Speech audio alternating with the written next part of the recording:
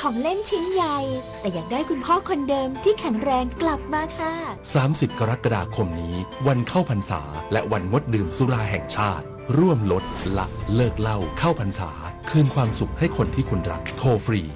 1413สายด่วนเลิกเหล้าที่ลืมบ่อยๆอย่าเพิ่งชะล่าใจลืมของเป็นครั้งคราวนั่นเรื่องธรรมดาแต่ถ้าเริ่มลืมเหตุการณ์ที่เพิ่งเกิดสับสนวันเวลาหลงทางในที่คุ้นเคยหรือเริ่มคุยกับใครไม่รู้เรื่องนั่นเป็นสัญญาณอันตรายของภาวะสมองเสื่อมสังเกตเร็วดูแลได้ไวพบความผิดปกติอย่านิ่งนอนใจรีบปรึกษาแพทย์เพื่อรักษาและดูแลอย่างเหมาะสมเพราะทุกความทรงจำมีความหมายเริ่มต้นปกป้องสมองตั้งแต่วันนี้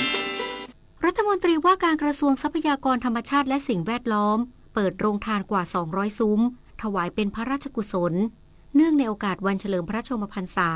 พระบาทสมเด็จพระเจ้าอยู่หัว28 กรกฎาคม 2569 นายสุชาติชมกลิ่นรัฐมนตรีว่าการกระทรวงทรัพยากรธรรมชาติและสิ่งแวดล้อมจัดกิจกรรมเฉลิมพระเกียรติเนื่องในโอกาสวันเฉลิมพระชนมพรรษาพระบาทสมเด็จพระเจ้าอยู่หัว28 กรกฎาคม2569 ณ สำนักงานพรรคภูมิใจไทยจังหวัดชลบุรีเพื่อเปิดโอกาสให้ประชาชนร่วมแสดงความจงรักภักดีและเฉลิมพระเกียรติเสริมสร้างความรักความสามัคคีและความผูกพันของคนไทยที่มีหัวใจเป็นหนึ่งเดียวโดยจัดตั้งโรงทานมีซุ้มอาหารมากกว่า200ซุ้มพร้อมให้บริการอาหารคาวอาหารหวานขนมและเครื่องดื่มกับประชาชนโดยไม่เสียค่าใช้จ่ายตลอดทั้งวันเพื่อถวายเป็นพระราชกุศลแด่พระบาทสมเด็จพระเจ้าอยู่หัวผู้ทรงเป็นส่วนรวมจิตใจของปวงชนชาวไทยและอยากให้ประชาชนทุกคนมีความสุขในวันสำคัญวันนี้ทั้งนี้ขอเชิญชวนประชาชนจังหวัดชลบุรีและจังหวัดใกล้เคียงเข้าร่วมกิจกรรมเฉลิมพระเกียรติและร่วมรับประทานอาหารจากโรงทานเพื่อน้อมสำนึกในพระมหากรุณาธิคุณและแสดงความจงรักภักดีต่อพระบาทสมเด็จพระเจ้าอยู่หัวปิยาพันธ์ยังเทียนรายงานผู้ว่าราชการจังหวัดนราธิวาสสั่งบูรณาการทุกหน่วยงานเร่งเยียวยาผู้ได้รับผลกระทบจากเหตุโจมตีจุดตรวจบูเกซามีในทุกมิตินายบุญช่วยหอมยามเย็นผู้ว่าราชการจังหวัดนราธิวาสเปิดเผยว่าจังหวัดได้เร่งให้ความช่วยเหลือเยียวยาผู้ได้รับผลกระทบจากเหตุคนร้ายโจมตีจุดตรวจบูเกซามีตำบลตะหยงมัดอำเภอระแงะจังหวัดนราธิวาสเมื่อวันที่ 22 กรกฎาคมที่ผ่านมาตามข้อสั่งการของนายอนุทินชาญวีรกูลนายกรัฐมนตรีและรัฐมนตรีว่าการกระทรวงมหาดไทยโดยบูรณาการทุกหน่วยงานที่เกี่ยวข้อง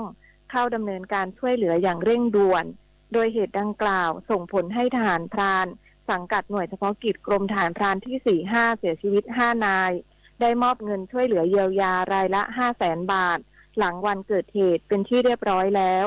ส่วนประชาชนที่ได้รับบาดเจ็บ 6 คนและกรณีทรัพย์สินได้รับความเสียหาย 7 ครัวเรือน 11 รายการได้มอบเงินช่วยเหลือเยียวยาเมื่อวานนี้ทั้งนี้จังหวัดได้บูรณาการความช่วยเหลือผู้ได้รับผลกระทบอย่างรอบด้านครอบคลุมทั้งการรักษาพยาบาลการเยียวยาด้านจิตใจการชดเชยความเสียหายด้านทรัพย์สินและการฟื้นฟูคุณภาพชีวิตปพิชานันท์เทพรักษ์สวทนราธิวาสรายงานเกิดเหตุแผ่นดินไหวรุนแรงขนาด 7.1 ที่จังหวัดคุมาโมโตะบนเกาะคิวชูทางตะวันตกเฉียงใต้ของญี่ปุ่นส่งผลให้มีการประกาศเตือนภัยสึนามิสำนักข่าวต่างประเทศรายงานโดยอ้างแถลงการณ์ของสำนักงานอุตุนิยมวิทยาของญี่ปุ่นหรือ JMA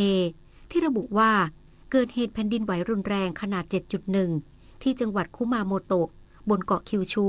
ทางตอนใต้ของญี่ปุ่นเมื่อเวลา 16:27 นาทีของวันนี้ตามเวลาท้องถิ่นโดยจุดศูนย์กลางของแผ่นดินไหว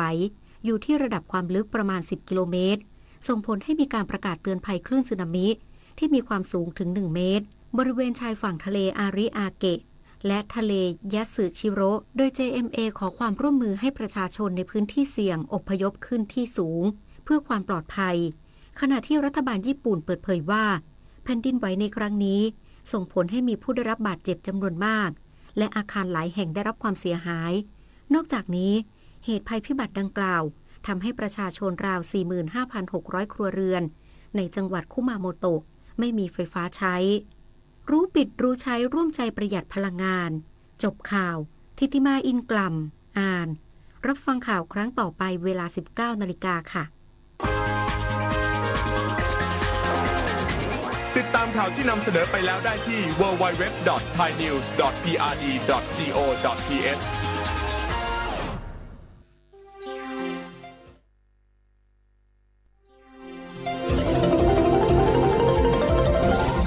วิทยุแห่งประเทศไทยให้ความรู้คู่ความสุข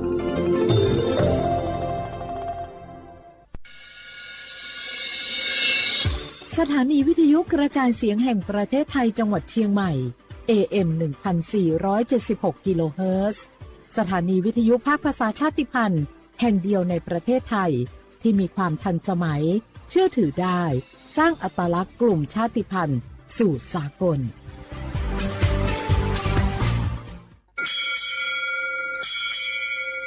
โอเบดะจ้า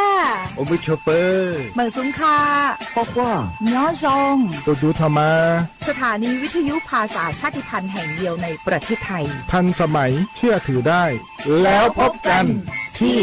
สวทเชียงใหม่ AM 1476 กิโลเฮิรตซ์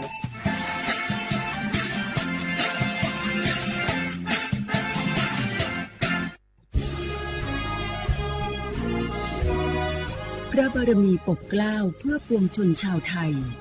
จากพระราชกรณียกิจนานับประการที่พระบาทสมเด็จพระเจ้าอยู่หัวและพระบรมวงศานุวงศ์ทรงทุ่มเทพระวรกายทรงงานอย่างไม่เหน็ดเหนื่อยเพื่อประโยชน์สุขของประสบนิกร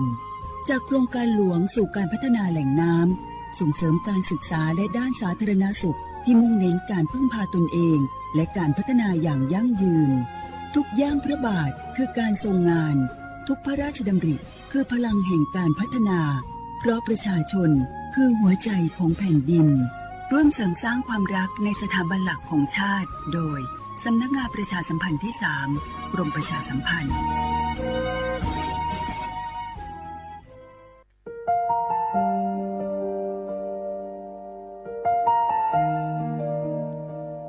ขอน้อมเกล้าถวายอาลัยสมเด็จพระพันปีหลวงพระแม่แห่งแผ่นดินผู้ทรงเมตตาเหนือเกล้าขอพระองค์เสด็จสู่สวรรคาลัยข้าพระพุทธเจ้าข้าราชการและเจ้าหน้าที่สถานีวิทยุกระจายเสียงแห่งประเทศไทยจังหวัดเชียงใหม่กรมประชาสัมพันธ์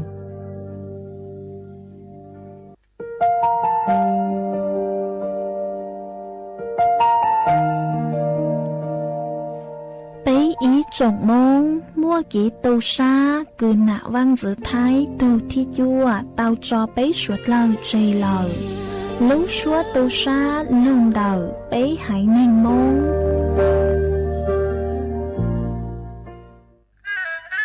กราบก้ม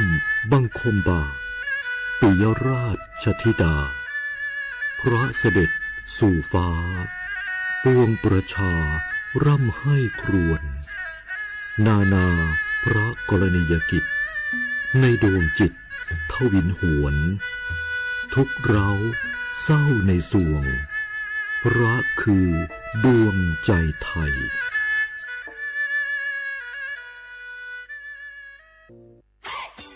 ปี้ยังไงดีเจ้าแม่น้องกำลังเข้าสู่ช่วงสูงวัยถ้าจะดูแลเปิ้ลยังไงดีเจ้าหูก่อผู้สูงวัยเปิ้ลไม่ได้เท่าเหมือนกันหมดเนอะกลุ่มติดสังคมเนี่ยว่าเปิ้ลแก่แต่ใจวัยรุ่นต้องชวนกันออกกำลังกายทำกิจกรรมเวลาปะหมู่ปะฝูงมาใดเปิ้ลกระตึงคึกคักกันกูเตือโหอันนี้แม่น้องเลยนะวันออกไปขายเห็ดลมที่ตูดกาดแล้ววันนี้นะเปิ้ลก็มีนัดไปที่โรงเรียนผู้สูงอายุแหมซอบอกซอบใจขนาดกลุ่มติดบ้านก็เป็นกลุ่มที่บ่ออกไปไหนต้องแต่งบ้านให้ปลอดภัยเตียวบ่คล้องบ่เต้ามันไปพอไปกอยดูแลเรื่องกับข้าวกับป่าจะได้มาง่อมมาเงานะ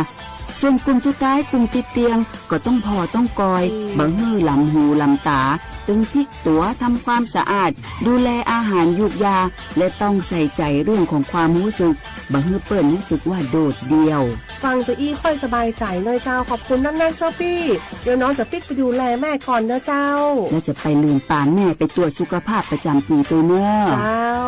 ดูแลผู้สูงอายุถูกวิธีผู้สูงวัยก็ยิ้มได้ลูกหลานก็สบายใจด้วยความปรารถนาดีจากสำนักงานประชาสัมพันธ์ที่ 3 กรมประชาสัมพันธ์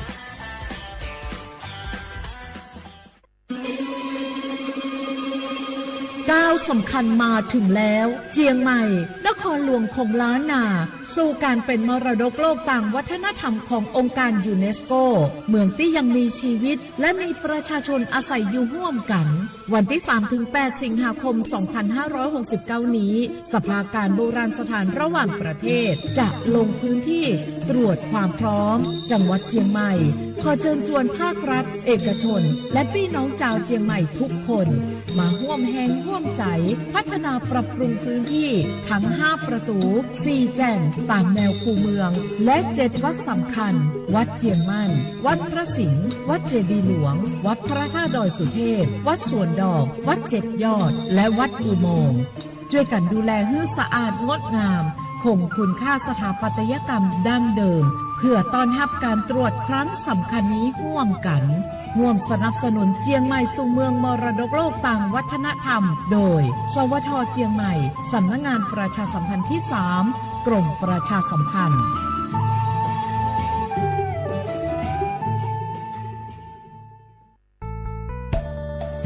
สถานีวิทยุกระจายเสียงแห่งประเทศไทยจังหวัดเชียงใหม่กรมประชาสัมพันธ์ประกาศรับสมัครบุคคลเป็นลูกจ้างเหมาบริการตำแหน่งพนักงานกระจายเสียงภาษาเมียนจำนวน1 อัตราเพื่อเป็นตัวแทนนำข่าวสารร่วมพัฒนาคุณภาพชีวิตชาวเมียนและเผยแพร่วัฒนธรรมท้องถิ่นให้เป็นที่รู้จักผู้สนใจยื่นใบสมัครด้วยตนเองได้ที่งานธุรการสถานีวิทยุกระจายเสียงแห่งประเทศไทยจังหวัดเชียงใหม่ตำบลช้างคลานอำเภอเมืองจังหวัดเชียงใหม่ตั้งแต่บัดนี้เป็นต้นไปสอบถามข้อมูลเพิ่มเติมได้ที่053-276-068ในวันและเวลาราชการมังลิวเอาเก่งเศร้าก็เจ้าใจถอนเงียป้าถอดสุดเส้นเดเก๋ขมอลอยยอใจขมอคอยอยู่เก๋จอชีสิทธิบัตรทองยอดสุดเส้นตัวก็รู้เก๋เดจอใจขมออัวจียอหลอนเดก็ตัวมอหล่อก็มัวใจอยู่เตาสายอีป้อนเยี่ยหล่อป้าก็ตัวหนึ่งมออัวทอสุดเส้นโยอ้วนเต๋อเจลูทอจอยจอยเชคมอยอหอสำนักงานหลักประกันสุขภาพแห่งชาติสำนักงานสาธารณสุขจังหวัดสำนักงานหลักประกันสุขภาพแห่งชาติเขตอีจโกเปศูนย์คุ้มครองสิทธิบัตรทองใส่ด่วนอีเปเปศูนย์สปสช.เขตเชียงใหม่ยอศูนย์จีเปอหยีจีเปจีจีเล่งตือสังเกงโฆษณาจวนเต่าสุต้องจัวสังชัวหูเต้เชอไทยเต่าลู่เสียงเจ้งใหม่คือยอขอเชอมัวเก๋เป้าจูเก๋ฉีฟางนอนรอเต่าชงเหงสัญญาณมงเต่าเกล้ท่องเปล่าหูลู่เสียงเจ้งใหม่ยอเล่งตือสังเกงนัวหลอนงตัวเต่าจวนเต่าสุต้องจัวสังชัวหูเต้เชอไทยเต่าลู่เสียงเจ้งใหม่จวนเต่าตุมเบอร์สุต้องศูนย์ชื่อเป้อ้อช่างเจ้าศูนย์เจ้าหยี่หล่อชื่อศูนย์จั่วอ้อเปล่าเจ้าหยี่จื้อช่างจั่ว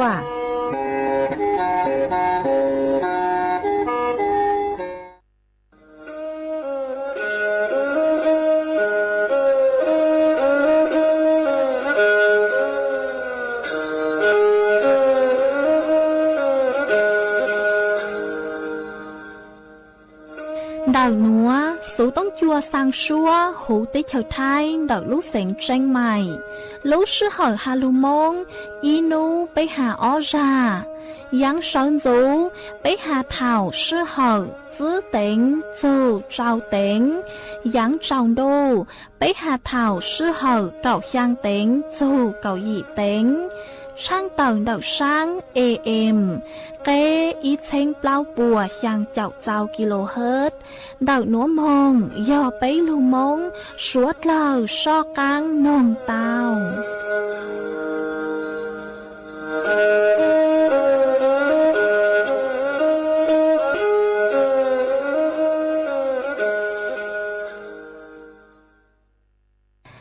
เงา rong ý trọng nạt giữ cứ tin ninh trang suốt lâu man đậu núa cúm bao nhà sảnh hàng rong sa trọc anh chọn đủ số tông chua halu mong đậu lúc sảnh tranh mày tuôn giữ ý trọng nạt giữ cứ tin ninh trang suốt lâu ôn đánh núa chạy yuột thỏi ý trọng nạt giữ cứ tin ninh trang suốt lâu cứ mình càng lưu sai hang càng lưu nông nhót số hữuเพจ Facebook มาถอกดไม่ปังกดไลค์กดแชร์อีหลังอีแชร์ปู้ตัวเพจสวท AM อีเช้งเปล่าปัวช่างเจ้าเจ้ากิโลเฮิรตซ์มากูเอาช่องดาวจะไม่สวดเลยกูไม่ปังเชิงกลางสู่ต้องจัวฮาลุมงดอกลูกเสียงแจ้งใหม่อ๋อ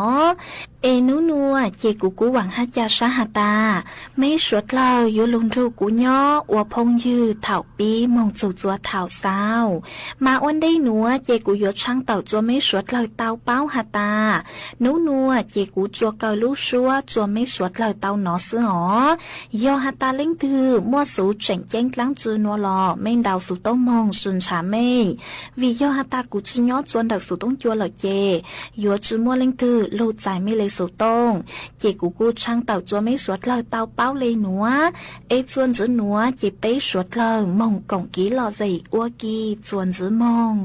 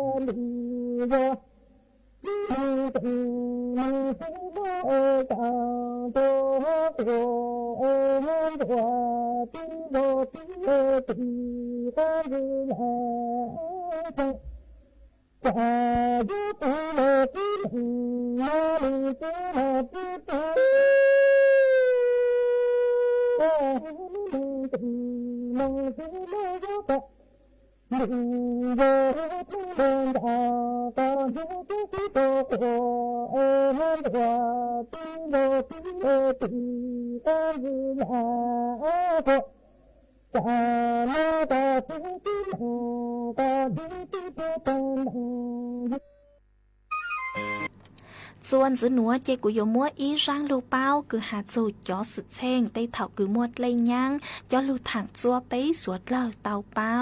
จื้อยอหาตามวดเลยยังจออันตรายเจยอจดเลยช้าซื้อตั้งสุมายอจูหูกังเล่เนื้อกูหาเจงมัวอันตรายยอจูหูห้าซื้อเลยจอฝาท่อเนื้อเคลอซื้อยอจอพื้นเนื้อจื้อสื่อเจงเนื้ออีขอชาอีขอเกห้าอีขอคือเจ้าใช้ช่างเปล่ายอดจอไฟฟ้ารั่วหาจอคงคือนึกท้ายกี้ตั้งชื่อมาอยู่จืปูยัวจุเตาชวนจวดตัวทรงวันได้คืออยู่ยัวเตากี้มงจัวเด็กได้ขอเชิญคือหมดเลยยังเจ้าเลยหนัวมายัวจุเตาซื้ออีตูปังจอลูเฉิงวันได้เราซื้อยอดจอลูลีวันได้หาตายอดจัวต่ออยู่หอนได้นือปวดมัวได้อย่างคือท้ายกี้หายัวจุเตาหมั่งเตาเล่จื้อชอดคลาจื้อชอดเจอมงกี้เหงหาอยู่จุเต้าซื้อจอข้าวคือดิไทยเต้าอยู่ใช้ก็เต้าซื้อเลยจอข้าวจ้างรองเท้าบูทคือการน้ำหาอยู่จุเต้าร่างจื้อชอดมงเรจวนเดาเตเสาไฟฟ้าหลอซื้อยอเดาเตละก้างคือเนื้อยอจอต้งเต้นเดาหาจอสายไฟคือเนื้อตั้งต่อดุนดุเล่เบาเลยหนัวซื้อเจมั่วเป็นสื่อคือยัวตีท้ายจอสุดเช่งดักเลยยังเตาเหล่าเจกูจะลุถังคาจัวไปสวดเหล่าเตาเป้าเลยหนัว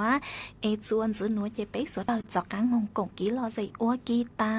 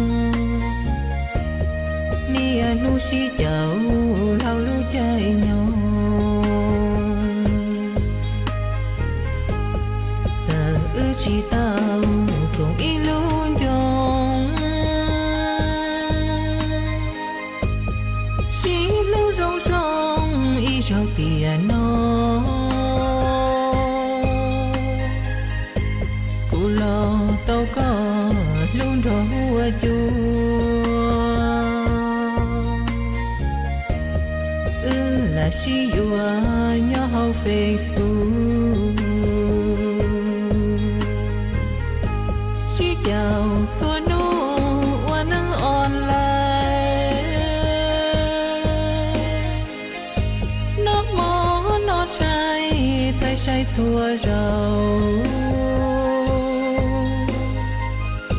หมู่จอเกคือเนียนุชีเจ้าอัวเกตานูลอยยังจีเจ้าจียอง高共振天朝共荣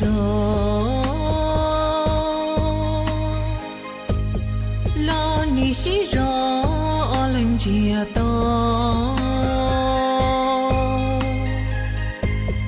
不得他们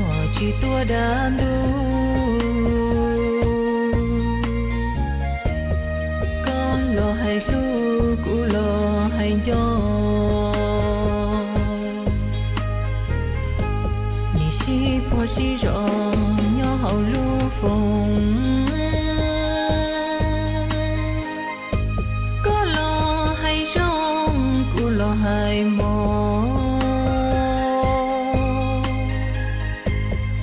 cho lúa nó nước thứ mà cho nó có thiết cụ tao lo chi bỏ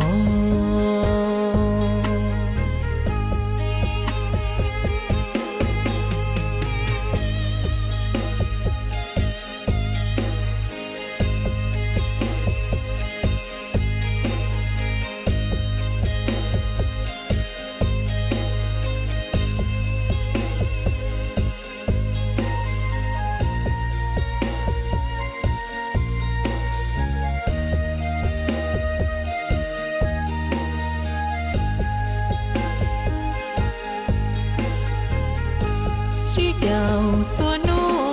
qua nắng online nó mó nó trai thay say xua rầu mù gió kể thư nhé nu si chào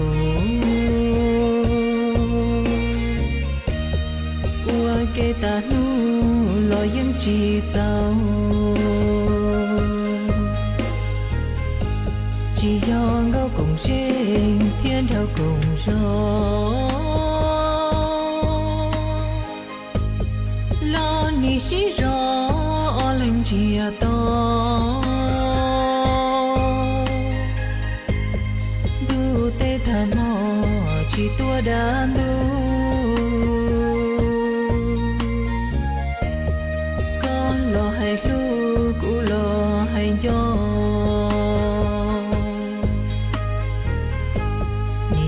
po si rõ nhỏ hậu lu phong có lo hay rong cụ lo hay mò xin cho lúa nó nước thứ mà cho nó có thiết cụ tao lo chi bỏ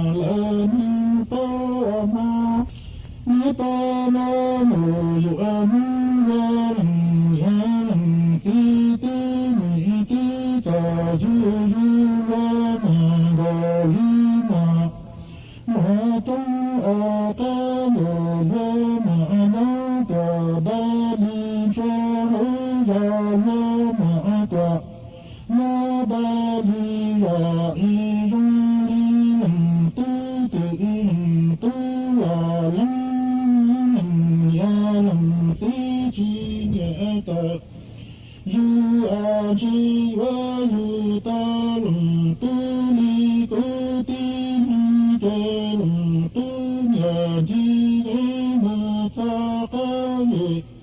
La tu chi ma la long tu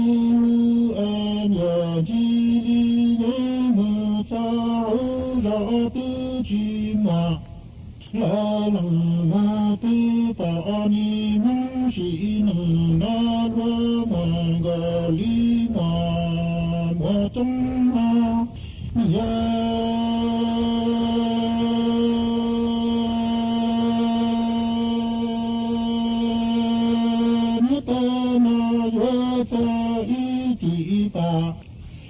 cho tôi cho nuôi nuôi nọ ít là nuôi nuôi ta nuôi nuôi tòa đi tu tòa cha sinh tòa nuôi đi tu cho nọ y nọ ta nhờ tu ra nuôi nọ ma mu tòa trong bà cha tu li ca tòa trong bà la nhờ tu ra lu trần tế rõ nhá lu ta tòa tế rõ thà y sĩ nâng na lăng tu lu mi chế nâng sơn tha ngơ nhá la chi rõ đơ tòa ô cha cha y nhà nhá trụ cha tòa ô cha sa tu tòa chi cô mô tòa tăng linh tha sĩ nâng nam mô mà ngờ li mà mùa trong e tha y chỉ ta cha li bê cha an vơ ngờ mùa yua nà y tra la tư yua tàn vơ nô mu tòa sa e yua nà li nà ma sĩ nâng nông nà ta nhờ chân đi lò đa nu nhá y tư yua ca ta ca chê ta nhờ tư mơ vơ đa nu nhờ tu ra tòa tu mơ trong e nhờ ra chê tòa ca mơ la nu a lung tu chi mang cầu li mòn a ti nhờ tin san san mơ nhờ loa mọ nhờ ta trồng pla tòa na na wa sa y nhờ tra nụ la ta an hoa ngờ mọ tòa đi yuan trong đồi hoa mu sĩ nâng na na nọ y phơ ta xin than hoa nhị tư chi cha ta li cha ta e lu tu lu ta lu a chi tuần ta li na la hoa ngờ mọ tư la ban li cha nhan ta lue xoa y lue nhị tư hơ ta răng mù nhá cha đà hà cha lue sĩ nâng na nhị tư hơ nâng sấy dồ dinh nhá ngờ mùa thiê tín cha mù chê chê li shi lu chư li lu cha mùa y nu nà Tin chu kha li yin la ya ngờ ya mọ tia y nhị tòa cha xin tòa nhị nhị tư ta ra ta ta ta y hoa hoa la thân hoa tin cha nu tu nu trong mu tòa tu đi cha nhị tư hoa la cha chi đi dây ti nhờ cho mu tòa tin qua tòa nụ tây mong tu tự lòng e lòng nhà thiếu lòng si chi ta du lòng tu du ti tu tòa a ti chi ta hoa mà gờ li mà hoa ti nọ y phơ tư chi mà y hưng sinh đồ chung mà nhớ có ti đi vỡ toàn thơ lưng tu nọ là y pra e lu nhỏ chi hay là tu lu xe nụ tha thiê cú lưng ye lưng phi hu ta lưng tu ti hưng phi tê chi mà y mô lu ti thiê ra khó li những tòa cho là tha y chi vỡ tòa hữu tu tê chi tha mi mong đờ ma mu na y mong đờ ma mu li vỡ yu y vỡ đoa shi nung non nụ tê a mung vỡ lầm ya lầm ti ti ta yu yu loa ma ga li ma ma trong shi nung na loa ma y pra ta la ma ga loa ma ni ti va ta va va y che va nam sai yo yin da ya ma ma che da ni thong ya thong ti yu te tia li lu ti la lu tau e che ma y mu ra ti kha san tua kha li ni la lu ga ma di ti ta ya la chang hoa ta ki cứ tu no trong tua tu đi đau nhẹ ti hoa la cha di li ni ti nhổ cho tua xin hoa cho si nâng na rong đi lầm tu tự nâng li tu chi cha hoa ma ga li ma ma che tu xe nụ cha tia ve lu nâng trong ya tây na y chi vua chi ngoa lệ lăng thi toàn tha lăng tu li tu na lệ nhà di y o a chi ma y nu lu chi ca tăng mơ tòa có hi nâng la chi tu xe mù tha thiê vua tòa ti chi tha mi mong đờ ma mu na y mi mong đờ ma mu li vua yu ti tu phai la xua lăng tu lu y sao e chi lu ti tia ra ti nhau na chu chân ta tua mi tòa lấy vua khao ti xia vua loa nang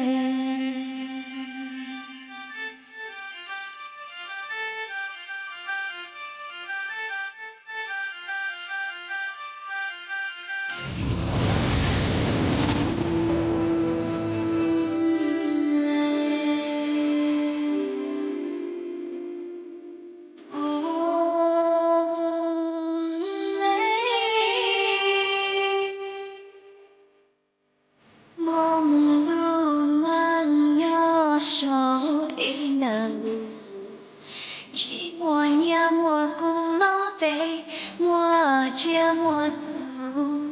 只有才走，你有想到想，你被梦给我谁不得不了，说我不提着了。我没看懂，我都可想。多给路给狗给头，要的那要叫我到。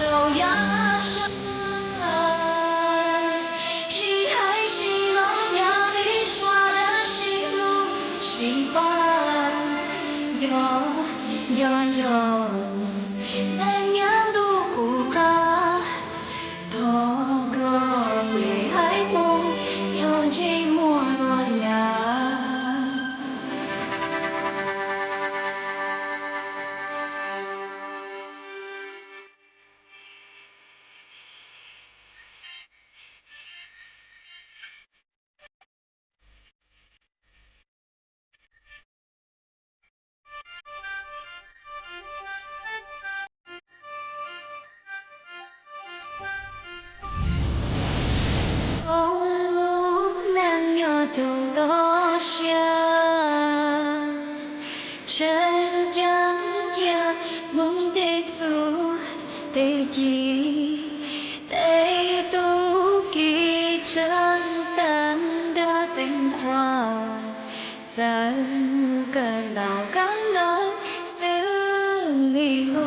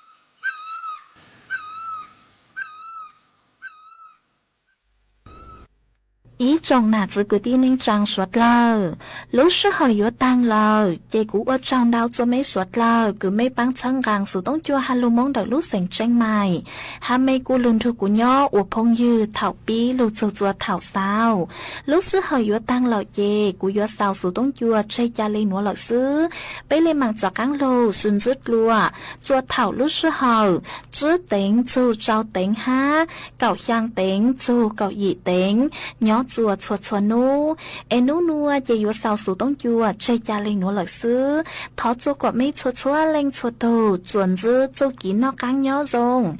rồng suốt lờ